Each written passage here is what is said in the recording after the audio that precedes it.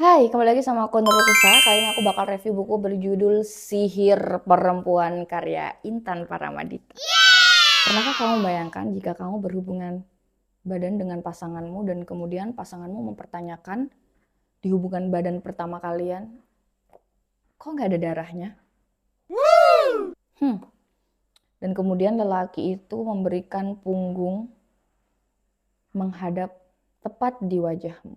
Dan kamu akan merasa berkecil hati. Walaupun pada kenyataannya itu memang bukan pertama kalinya kalian berhubungan.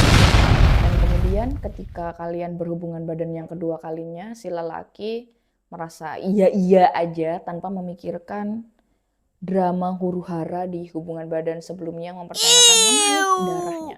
Tapi di hubungan badan mereka berdua dan mereka melakukannya di dalam mobil, ketika laki-laki itu memasukkan jari-jarinya ke kemaluan perempuan itu dan menariknya, kemudian dia melihat ada darah. Wow. Dan ternyata itu adalah darah menstruasi. Dan kemudian perempuan itu menjawab, ini kan darah yang kamu mau, ini kan yang kamu cari, ini kan darah. Inilah yang ada, sebuah cerita yang ada dalam kumpulan cerpen karya Intan Paramaditha.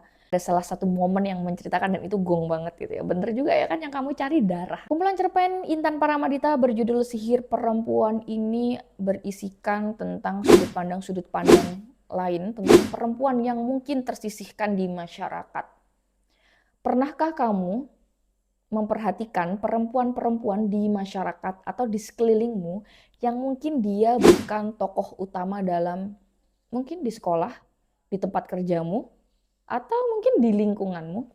Apakah kamu pernah memperhatikan sosok-sosok perempuan itu yang mungkin dia tidak memiliki sesuatu hal yang perlu menjadikan ia sebagai tokoh utama di masyarakat?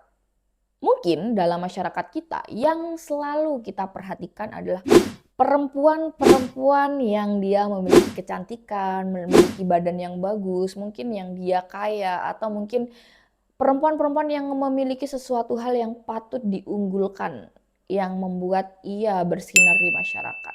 Tapi bagaimana jadinya jika Intan Paramaditha dalam kumpulan cerpennya, lebih tepatnya 11 kumpulan cerpen dalam buku Sihir Perempuan, dia mengangkat perempuan-perempuan yang selama ini tidak pernah menjadi tokoh utama dalam masyarakat. Yang lebih uniknya, Intan Paramaditha mengangkat sebuah cerita-cerita rakyat atau mungkin cerita dongeng yang sebenarnya sudah tidak asing di telinga kita. Contohnya Cinderella.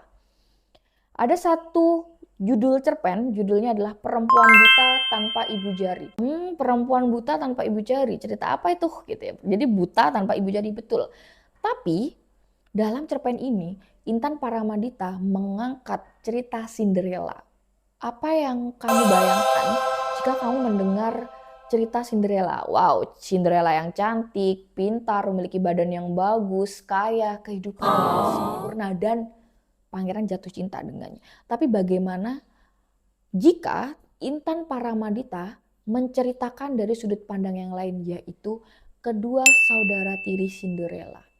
Pernahkah kamu membayangkan bagaimana rasanya menjadi saudara tiri Cinderella? Apa sih yang membuat mereka iri dengan Cinderella? Apakah benar karena Cinderella cantik? Apakah benar karena Cinderella itu ditaksir oleh pangeran, kehidupannya sempurna dan lain sebagainya? Tapi pernahkah kamu mengulik secara serius apa yang sebenarnya dialami oleh dua saudara tiri Cinderella ini? Ya mungkin ini juga yang terjadi di masyarakat. Kita selalu menganggap yang cantiklah yang memiliki kuasa, yang cantiklah yang memiliki privilege, dan mereka yang mungkin tidak cantik, tidak memiliki kekuasaan, dia akan minggir.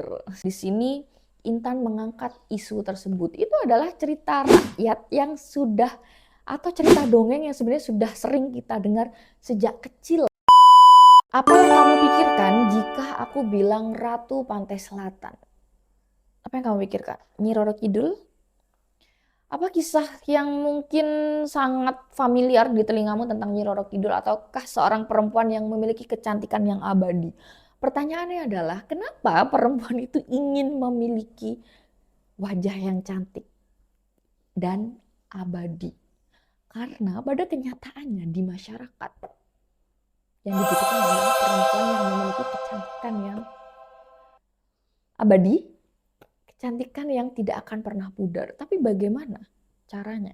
Hingga ada sosok Nyi Roro Kidul yang dia meninggalkan segala cara, yaitu harus berhubungan dengan sosok-sosok yang tidak nampak mungkin.